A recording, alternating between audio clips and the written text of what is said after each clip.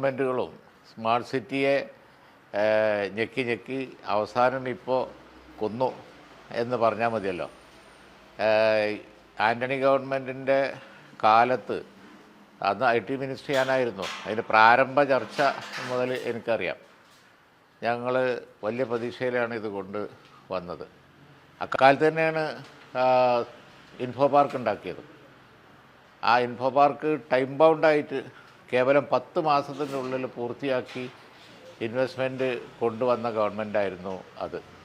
അപ്പോൾ high demand ഉള്ളതുകൊണ്ടാണ് internet city ദുബായിലുള്ളതുപോലെ മലയാളികൾ ധാരാളം വർക്ക് ചെയ്യുന്ന സ്ഥിതിയുള്ളതുകൊണ്ട് അത് ഇങ്ങോട്ട് പറിച്ചു നടാം, മലയാളികൾക്ക് ഇവിടെ തന്നെ ആ വലിയ മുദ്രാവാക്യവുമായി അത് വന്നത്. പക്ഷെ പിന്നീട് വന്ന ഗവൺമെൻറ് അതിനോടെടുത്ത സമീപനം വളരെ നിരാശാജനകമായിരുന്നു. 2006 ശേഷം അതിനുശേഷം അതിൻ്റെ ദുഷ്കാലം തുടങ്ങി. പിന്നെ അത് മുടന്തി പിന്നെ ഉമ്മൻചാണ്ടി ഗവൺമെൻറ് വന്നതിന് ശേഷം ഞങ്ങൾ പോയി അവിടെ ഏറ്റവും ഹയസ്റ്റ് ലെവലിൽ ഗവൺമെൻറ് ലെവലിൽ ഞങ്ങൾ ചർച്ച നടത്തി. അതിൻ്റെ പടമൊക്കെ ഉണ്ടല്ലോ, നിങ്ങൾ നോക്കിയാൽ റിവ്യൂ ചെയ്താൽ കിട്ടും. അത് വീണ്ടും ലൈവാക്കി വലിയ ഹോപ്പിൽ പിന്നെ അത് കൊണ്ടുവന്നു. ഇപ്പോൾ കഴിഞ്ഞ 10-12 കൊല്ലമായിട്ട് ഒരു പിന്നെ UDF ഗവൺമെൻറ്റിൻ്റെ അവസാന ഘട്ടത്തിൽ നടന്നതല്ലാതെ അതിന് ശേഷം പിന്നെ ഒന്നും നടന്നില്ല. അവസാനം ഇപ്പോൾ കോമ്പൻസേഷൻ കൊടുത്ത് ഒഴിവാക്കുകയാണെന്നാണ് പറയുന്നത്. വളരെ വിചിത്രമായ ഒരു സംഗതിയാണ് തോന്നുന്നത്. ഇങ്ങനെ ഇടുന്നതിൽ ഒട്ടും ഗുണമില്ല, പക്ഷേ പരാജയം വേണ്ട പൂർണ്ണമാകുന്നതാണല്ലോ ഇപ്പോൾ അവരെ പിന്നെ കോമ്പൻസേഷൻ കൊടുത്ത് ഒഴിവാക്കുന്നു എന്ന് പറഞ്ഞാൽ. ഈ കോമ്പൻസേഷൻ കൊടുത്ത് ഒഴിവാക്കുന്നതെന്ന് പറയുമ്പോൾ സർക്കാരിൻ്റെ ഭാഗത്തു നിന്ന് വീഴ്ച ഉണ്ടായെന്നുള്ളതല്ലേ അതിൻ്റെ അർത്ഥം വെക്കുന്നത്? കാരണം സർക്കാർ അങ്ങോട്ട് നഷ്ടപരിഹാരം കൊടുക്കുന്ന ഒരു സാഹചര്യം ഉണ്ടാകുമ്പോൾ അതല്ല, അതിനെപ്പറ്റി അതിൻ്റെ ഏത് സാഹചര്യത്തിലാണ് അവരത് ചെയ്തിരിക്കുന്നുള്ളത് എനിക്കറിയില്ല. കാരണം അവിടെ ഒരു അർദ്ധ സർക്കാർ അതുപോലുള്ള ഒരു സംവിധാനമാണ് ദുബായിലുള്ളത്. അതുകൊണ്ട് അത് ഏത് സാഹചര്യത്തിലാണ് ഈ നഷ്ടപരിഹാരം ബാക്കി കാര്യങ്ങൾ എന്നുള്ളത് എനിക്ക് പഠിച്ചിട്ടേ പറയാൻ പറ്റുള്ളൂ. പക്ഷേ ഒരു കാര്യം ഉറപ്പാണ്, വളരെ വിചിത്രമായൊരു തീരുമാനം. അതുപോലെ തന്നെ എല്ലാ സക്സസീവായിട്ടുള്ള ഇടതുപക്ഷ ഗവൺമെൻറ്റുകളുടെ ഈ വലിയ ഇൻവെസ്റ്റ്മെൻറ്റിനോടുള്ള ഒരു അപ്രോച്ച് അതാണ് കാര്യങ്ങളെ ഈ സ്ഥിതിയിൽ എത്തിച്ചത്. അത് ഉറപ്പിച്ച് പറയാൻ കഴിയും. ആദ്യകാലത്ത് എന്തൊരു എന്തൂസിയാസമായിരുന്നു. ആ എന്തൂസിയാസം ഗുണം ചെയ്യുന്നുള്ളതിൻ്റെ തെളിവാണ് ഇൻഫോ പാർക്ക്, കൊച്ചിയിലെ ഇൻഫോ പാർക്ക്, ഇൻഫോസിസ്, വിപ്രോ, ഇതൊക്കെ ഞങ്ങൾ കൊണ്ടുവന്നതാണ്. ആ സമയത്ത് തന്നെയാണ് സ്മാർട്ട് സിറ്റിയും വന്നത്. പക്ഷേ കുറച്ചുകൂടി കാര്യങ്ങൾ സ്മാർട്ടായിട്ട് കൈകാര്യം ചെയ്തിരുന്നു ഉണ്ടായിരുന്നെങ്കിൽ സ്മാർട്ട് സിറ്റി ഒരു റിയാലിറ്റി ആവുമായിരുന്നു. പക്ഷേ അത് ചെയ്തില്ല. അതെ, തുടർ പ്രവർത്തനം ഒന്നും നടക്കാത്തത് കൊണ്ടും ഇത്തരത്തിലുള്ള ഇൻവെസ്റ്റ്മെൻറ്റിനോട് ഒരു നെഗറ്റീവ് അപ്രോച്ച് പിന്നീട് വന്ന VS ഗവൺമെൻറ്റിൻ്റെ കാലത്തും അതിനെ തുടർന്നുള്ള സമയത്തുമൊക്കെ അവർ എടുക്കുന്നത് കൊണ്ടുമാണ് ഇങ്ങനെ ഒരു സ്ഥിതിയിൽ എത്തിയത്. ഇപ്പോൾ എന്തായാലും ഒരു കാര്യം ഉറപ്പാണ്, ഇത് വളരെ വിചിത്രമായ ഒരു തീരുമാനമാണ്. ഞാനിപ്പോൾ അത്രേ പറയുന്നുള്ളൂ. പക്ഷേ അതിൻ്റെ ഡീറ്റെയിൽസ് എനിക്കറിയില്ല. അത് പഠിച്ചതിന് ശേഷം ഞങ്ങൾ ഒരുമിച്ച് അഭിപ്രായം പറയാം. ഈ മന്ത്രിസഭ തീരുമാനം വന്നതല്ലാതെ ഇതുമായി ബന്ധപ്പെട്ടുള്ള ഒരു വിശദാംശങ്ങൾ ഇതൊരു സർക്കാർ അറിയിച്ചിട്ടില്ല. എന്തുകൊണ്ട് നിർത്തലാക്കുന്നു എന്നുള്ള കാര്യത്തിലും ഒരു വ്യക്തതയില്ല. ഇല്ല, അറിയില്ല. അതാ പറഞ്ഞത്, വാർത്ത കാണുന്നതല്ലാതെ ബാക്കിയൊന്നും ഞങ്ങൾക്കൊന്നും അറിയില്ലല്ലോ. അപ്പോൾ അതുകൊണ്ട് ഇപ്പോൾ എന്താണ് ഇങ്ങനെ ഒരു പിന്മാറ്റവും നഷ്ടപരിഹാരവും ഒക്കെ എന്നുള്ളത് മനസ്സിലാക്കേണ്ടിയിരിക്കുന്നു. എന്നിട്ട് പറയാം. ഈ 90,000-ഓളം പേർക്ക് തൊഴിലവസരം എന്നുള്ളതായിരുന്നു ഇതിൻ്റെ ആദ്യഘട്ടത്തിൽ തന്നെ പറഞ്ഞിരുന്നത്. അത്തരമൊരു സംരംഭമാണ് ഇതിപ്പോൾ അവസാനിപ്പിക്കാൻ പോകുന്നത്. ഇപ്പോഴാണെങ്കിൽ 10,000 ആളുകൾക്ക് പോലും ഇതുവരെ അവിടെ തൊഴിൽ നൽകാനും കഴിഞ്ഞിട്ടില്ല. തൊഴിൽ കൊടുക്കുന്ന സംരംഭങ്ങൾ അല്ലെങ്കിൽ തന്നെ അവസാനിപ്പിച്ചു IT-യിൽ ഒക്കെ. കാരണം വലിയ എന്തൂസിയാസം ആയിരുന്നില്ലേ UDF ഗവൺമെൻറ്റിൻ്റെ കാലത്ത്? എത്ര പേർക്കാണ് തൊഴിൽ കൊടുത്തത്? ഏറ്റവും നല്ല ഉദാഹരണമല്ലേ പിന്നെ ഇൻഫോസിസ്.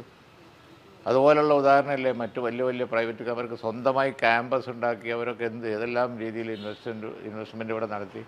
ഈ സർക്കാർ മേഖലയിൽ തന്നെ ഇൻഫോ പാർക്ക് ഏറ്റവും വലിയ ഉദാഹരണമല്ലേ? അതെല്ലാം പോയില്ലേ? അതൊക്കെ പിന്നെ ഫില്ലായില്ലേ, നിറഞ്ഞു ഇൻഫോ പാർക്കൊക്കെ. എന്തുകൊണ്ട് സ്മാർട്ട് സിറ്റി മാത്രം ഇങ്ങനെ ആയി എന്ന് ചോദിച്ചാൽ അതിനോടുള്ള അപ്രോച്ച്, അതിൽ കാര്യക്ഷമത കാണിക്കാതെ ഒരു വല്ലാത്ത നയം എടുത്ത് എല്ലാം കൂടി സ്മാർട്ട് സിറ്റിയെ കൊല്ലാക്കൊല ചെയ്തതാണ്. UDF സർക്കാർ കൊണ്ടുവന്ന പദ്ധതിയായതുകൊണ്ട് ഇടതുപക്ഷം മനഃപൂർവ്വം അത്തരത്തിലൊരു നിലപാട് സ്വീകരിച്ചു എന്നാണ്. അറിയില്ല, അന്ന് തുടക്കത്തിൽ അങ്ങനെ തോന്നിയിരുന്നു. 2006 അങ്ങനെ തോന്നിയിരുന്നു. എന്ത് സ്മാർട്ട് സിറ്റി, ഏത് സ്മാർട്ട് സിറ്റി എന്നൊക്കെ പറഞ്ഞിട്ടുള്ള ഒരു അപ്രോച്ചായിരുന്നു. 2006 VS ഗവൺമെൻറ്റിൻ്റെ കാലത്ത്. ഇപ്പോൾ മന്ത്രി പി രാജീവൊക്കെ പറയുന്നത് ഈ ആശയം വിട്ടിട്ടില്ല, സ്മാർട്ട് സിറ്റി എന്നുള്ള ആശയം വിട്ടിട്ടില്ല, അപ്പോൾ ആ സ്ഥലം ഗുണകരമായിട്ട് ഉപയോഗിക്കും എന്നുള്ളതൊക്കെയാണ്. അത്രയെങ്കിലും പിന്നെ നല്ല കാര്യം. അതായത് അന്ന് 2006 ഗവൺമെൻറ് വന്നപ്പോൾ ഏത് സ്മാർട്ട് സിറ്റി എന്ത് ചെയ്തോ ഇവരൊക്കെ ഇവിടെ കിടന്നുറങ്ങാൻ വരികയാണ് എന്നൊക്കെ പറഞ്ഞിട്ടുള്ള അപ്രോച്ചായിരുന്നു. അത് മാറിയിപ്പോൾ പിന്നെ ഉപയോഗിക്കും, ഇപ്പോഴും ശ്രമിക്കും എന്ന് പറയുന്നുണ്ടല്ലോ. പക്ഷേ ശ്രമം തുടങ്ങിയിട്ട് കാലം കുറേയായി. എന്നാൽ അതെങ്കിലും പറയുന്നുണ്ടല്ലോ എന്ന് നമുക്ക് കരുതി സമാധാനിക്കാം. പക്ഷേ ആ ഉമ്മൻചാണ്ടി ഗവൺമെൻറ്റിൻ്റെ കാലത്തുണ്ടായിരുന്ന ആ ഒരു എന്തൂസിയാസവും സ്മാർട്ട്നെസ്സും അത് വീണ്ടെടുക്കാൻ ഒരിക്കലും ഈ ഗവൺമെൻറ്റുകൾക്കൊന്നും കഴിഞ്ഞില്ല എന്നുള്ളതാണ് വസ്തുത. അതിൻ്റെ അനന്തരഫലമാണ്. ഇതിലിപ്പോൾ 246 ഏക്കറോളം വരുന്ന അത്രയും വില മതിക്കുന്ന ഒരു ഭൂമിയുടെ വിഷയം കൂടി ഉണ്ടല്ലോ. ആ ഭൂമി എന്ത് ചെയ്യുന്നുള്ളൊരു ചോദ്യം വലിയ ഇത് വരുന്നില്ല. അല്ല, ഭൂമി കേരളത്തിൽ പല വിധത്തിലും ഉപയോഗിക്കാൻ പറ്റും. കൊച്ചിയിലല്ലേ, കൊച്ചിയിൽ ഭൂമിക്ക് പിന്നെ ഭാവിയിലും എന്തെങ്കിലുമൊക്കെ ചെയ്യാൻ പറ്റുമായിരിക്കും. പക്ഷേ വന്ന ഒരു പ്രസ്റ്റീജിയസ് ആയിട്ടുള്ള ഇൻവെസ്റ്റ്മെൻറ്റ് നഷ്ടപ്പെടുന്നു. അതുപോലെ തന്നെ അതിന് നഷ്ടപരിഹാരം കൊടുക്കേണ്ടി വരുന്നു കഴിഞ്ഞ ഒരു 10 കൊല്ലത്തിൻ്റെ അകം. അങ്ങനെ ഒരു സംഭവവികാസങ്ങളിലേക്ക് അത് പോയി എന്ന് പറയുന്നത് എത്ര നിർഭാഗ്യകരമാണ്, എത്ര മോശമായ ഒരു വാർത്തയാണ്.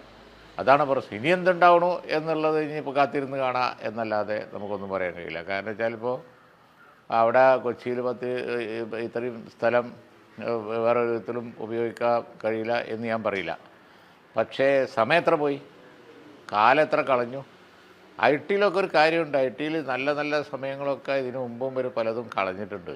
ബാംഗ്ലൂരും അതുപോലെ തന്നെ ചെന്നൈയൊക്കെ വൻതോതിൽ മുന്നോട്ട് വന്ന സമയത്ത് കൊച്ചിയിൽ എന്തെങ്കിലും ചെയ്യേണ്ടതായിരുന്നു. ഞങ്ങൾ ആൻ്റണി ഗവൺമെൻറ് വന്നതിന് ശേഷമാണ് കൊച്ചിയിൽ ആദ്യത്തെ പോയി നോക്കിയത് തന്നെ കാക്കനാട്.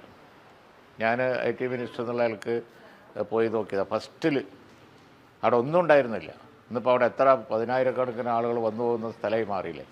അത് UDF ഗവൺമെൻറ് ചെയ്തതാണ്.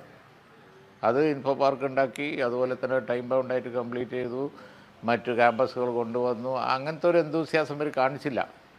സ്മാർട്ട് സിറ്റി പിന്നെ വേറൊരു ഇൻവെസ്റ്ററും കൂടി ഇൻവോൾവ്ഡായ ഒരു സംഗതിയാണ്. ടികോം അവരും കൂടി ഇൻവോൾവ്ഡായ സംഗതിയാണ്. അവർ പിന്നെ അവർക്ക് പിന്നെ തുടക്കത്തിൽ ആ 2006 ശേഷം അവരോട് എടുത്ത അപ്രോച്ചാണോ എന്തോ എനിക്കറിഞ്ഞൂടാ. ആദ്യത്തെ എന്തൂസിയാസം പിന്നെ അവർ കാണിച്ചിട്ടില്ല, ഇന്നേ വരെ കാണിച്ചിട്ടില്ല. പിന്നെ ഉമ്മൻചാണ്ടി ഗവൺമെൻറ് വന്നപ്പോൾ ഒന്നും കൂടി അവിടുത്തെ റൂളറൊക്കെ പോയി കണ്ട് ഗവൺമെൻറ് തലത്തിലൊക്കെ ഞങ്ങൾ ചർച്ച നടത്തി, പിന്നെ ഒന്ന് ലൈവാക്കിയിരുന്നു. പക്ഷേ ഇപ്പോൾ വീണ്ടും അത് മെല്ലെപ്പോക്കായി, അവസാനം ഇപ്പോൾ തിരിച്ചു പോക്കായി. ഈ ടികോമിൻ്റെ വരവൊക്കെ അന്ന് വലിയ ആഘോഷമായിരുന്നു.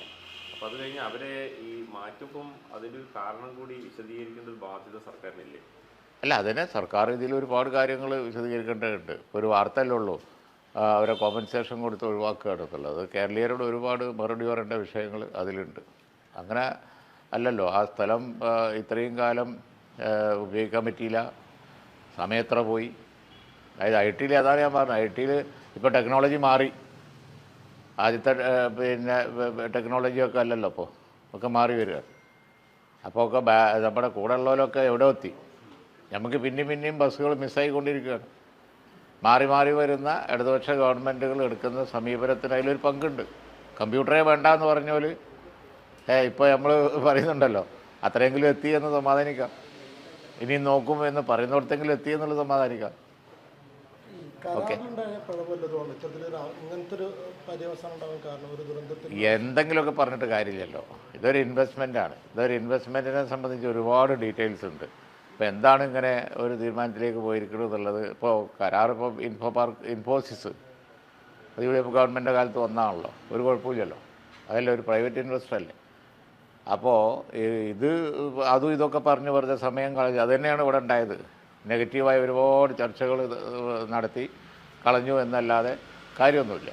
ഇപ്പോൾ ഏതായാലും ശരി, എന്തെങ്കിലും ഈ സർക്കാരിന് ചെയ്യാൻ പരിപാടി ഉണ്ടെങ്കിൽ അത് സംബന്ധിച്ചുള്ള വിവരങ്ങൾ മുഴുവനായിട്ട് പുറത്തു വിടുമ്പോൾ നമുക്ക് ബാക്കി അഭിപ്രായം പറയാം. UDF വിഷയത്തിൽ എന്ത് നിലപാട് സ്വീകരിക്കാൻ പോകുന്നത്? ഇപ്പോൾ UDF കൊണ്ടുവന്നൊരു പദ്ധതി അടുത്ത വർഷം അവസാനിപ്പിക്കാൻ പോകുന്നതെന്ന് പറയുന്നത് UDF വെറുതെ ഇരിക്കുമല്ലോ, കാര്യങ്ങളൊക്കെ പഠിക്കും.